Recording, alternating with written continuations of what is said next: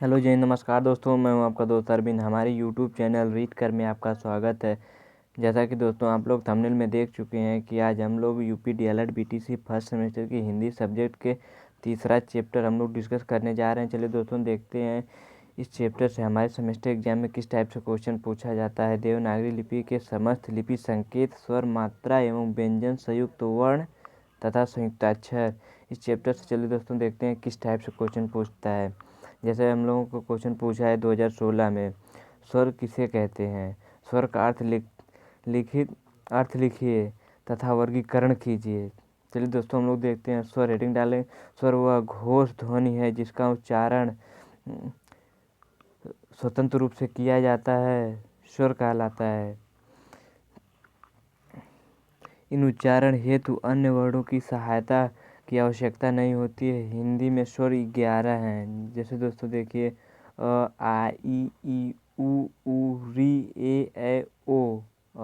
इनमें से ई उ री ए मुख्य हैं।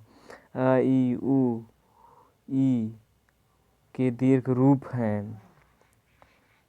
री का दीर्घ रूप री ही है जिसका प्रयोग केवल संस्कृत तक ही सीमित होकर रह गया है। ए ओ औ ये संधि स्वर हैं जो क्रमशः अधन ई बराबर ए, अधन ए बराबर ए, उ बराबर ओ, ओ बराबर अ से मिलकर बना है आ।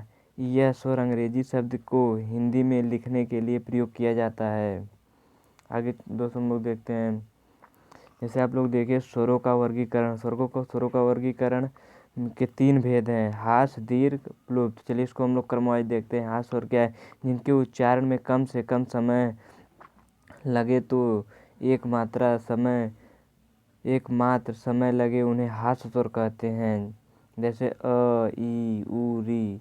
प्लुप्त स्वर जिन स्वरों के उच्चारण में हास से तिगुना समय लगता है उन्हें प्लुप्त स्वर कहते हैं। इन्हें प्रकट करने के लिए 3 अंक का प्रयोग किया जाता है, जैसे अग, जैसे ओम। आगे हम लोगों का है मध्य, अग्र, मध्य, पार्श्व स्वर। जिह्वा की आड़ी स्थिति के आधार पर स्वर के ये 3 भाग हैं।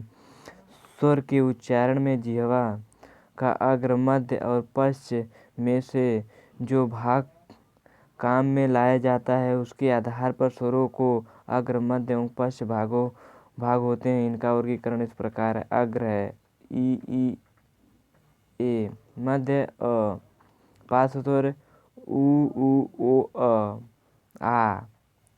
अगला दोस्तों हम लोग देखते हैं विपरीत, अर्ध विपरीत, समृद्ध, अर्ध समृद्ध। जिह्वा की वाणी स्थिर के आधार पर स्वर के 4 प्रकार होते हैं, विपरीत, अर्ध विपरीत, समृद्ध, अर्ध समृद्ध स्वर। चलिए हम लोग क्रमवाइज देखते हैं।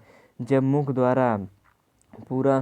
द्वार पूरा खोला जाए जैसे आ, विपरीत स्वर कहलाता है। अर्ध विपरीत स्वर जिन स्वरों के उच्चारण में मुख द्वार आधा खुला रहता है उन्हें अर्ध विपरीत कहते हैं, जैसे ओ।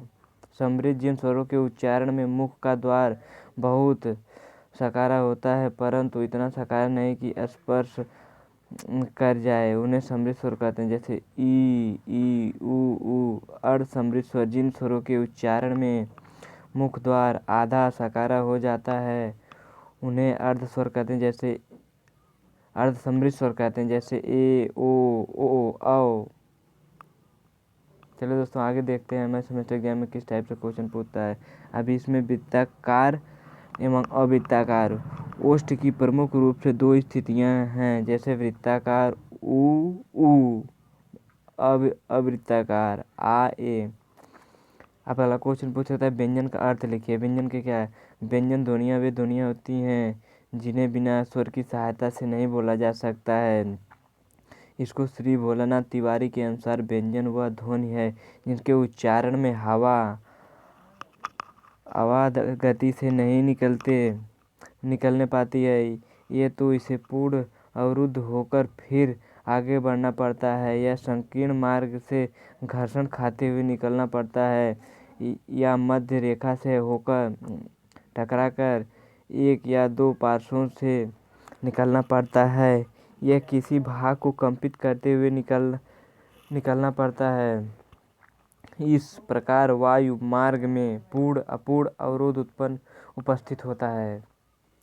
इसको हम लोग व्यंजन कहते हैं। उच्चारण प्रयत्न के आधार पर व्यंजन का वर्गीकरण कीजिए कि उच्चारण के आधार पर व्यंजन को कितने भागों में बांटा गया है। स्पर्श व्यंजन, स्पर्श संघर्षी व्यंजन, स्पर्श संघर्षी व्यंजन। स्पर्श व्यंजन क्या है? जिन व्यंजनों के उच्चारण में मुख द्वार को बंद करके इस प्रकार खोलते हैं कि हवा उच्चारण स्थान को स्पर्श मात्र करती है, स्पर्श व्यंजन कहलाते हैं। यथा क, ख, ग, घ, ट, ठ, ड, ढ, त, द, ध। ये स्पर्श व्यंजन है। स्पर्श संघर्षी व्यंजन, स्पर्श संघर्षी व्यंजनों के उच्चारण में हवा उच्चारण स्थान को कुछ रगड़ती चलती, जैसे च। देखिए दोस्तों, च, छ रगड़ती हुई हवा बाहर निकल रही है। संघर्षी व्यंजन, इन व्यंजनों के उच्चारण में हवा उच्चारण स्थान से इतना अधिक रगड़ खाती है कि चित्कार की ध्वनि होती है, जैसे ख, ग, फ, स और ह। अगला क्वेश्चन हमारे सेमेस्टर एग्जाम में किस टाइप से उच्चारण के स्थान पर व्यंजन का वर्गीकरण कीजिए। जैसे सघोष, अघोष, दंतोष्ठ है। चलिए दोस्तों, हम लोग क्रमवाइज देखते हैं। सघोष व्यंजन क्या है? सघोष वे व्यंजन है जिन्हें व्यंजन का उच्चारण उस समय तक समाप्त नहीं होता जब तक जिह्वा उस स्थान तक पहुंची है जहां से व्यंजन का उच्चारण होता है। इनके दो भेद हैं, सघोष, पूर्ण सघोष व अपूर्ण सघोष। जैसे अ, आ, ई, उ, री, ए, ऐ, ओ, औ, ग, घ, च, झ, ड, ढ, द, ध, ब, य, र, ल, व तथा हा। अपूर्ण घोष में घोष जारी नहीं रहता है। यह घोष उच्चारण के आदि, मध्य व अंत भाग में होता है। उच्चारण स्थान की दृष्टि से व्यंजन ध्वनियों के निम्नलिखित भेद है। जैसे दंतोष्ठ है,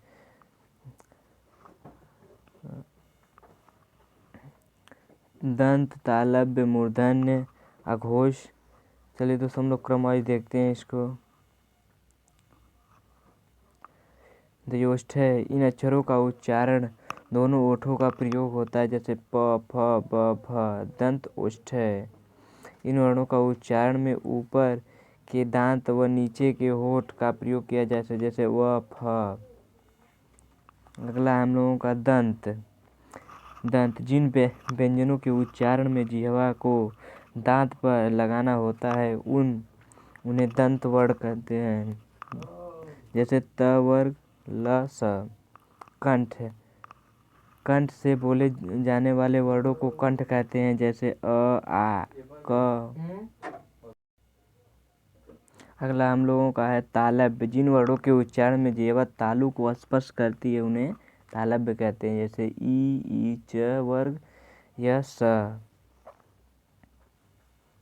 मूर्धन्य, जिन वर्णों का उच्चारण जिह्वा को मूर्धा पर लगाने से होता है उन्हें मूर्धन्य कहते हैं, जैसे री, ट वर्ग, र, स। जिह्वा मूलीय, जिन वर्णों के उच्चारण में जिह्वा के मूल का स्पर्श होता है उन्हें जिह्वा मूलीय कहते हैं, जैसे क, ख, ग। अघोष वर्ण क्या है? अघोष व्यंजन क्या है?